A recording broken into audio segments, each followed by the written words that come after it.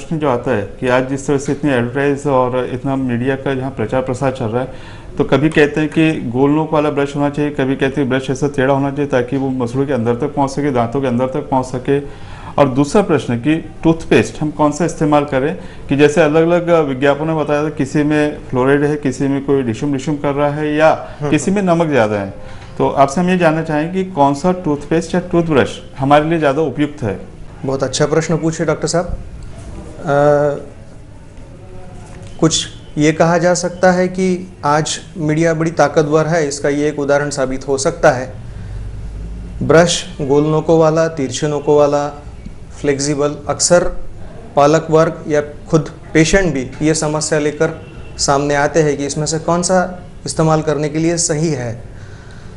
सही मायने में इन चीज़ों से फ़र्क विशेष आने वाला नहीं है।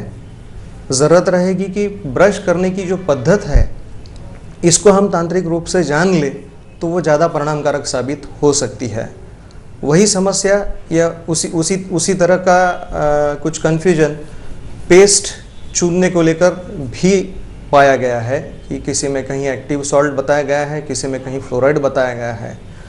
मोटे तौर पे ये जानकारी ध्यान में रखा जाना चाहिए, दांतों की एक बार बनावट तैयार होने के बाद इन चीज़ों से बहुत ज़्यादा फर्क नहीं आता है।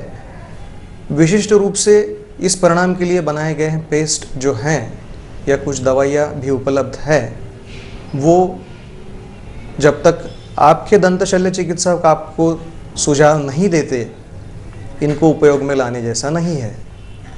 तो यानी हम ये मान के चलें कि जो सामान्य तौर पर उपलब्ध टूथपेस्ट या टूथब्रश है तो मोटे तौर पे भी हमारे लिए उपयोगी पड़ सकते हैं। बिल्कुल किसी विशिष्ट टूथपेस्ट या टूथब्रश की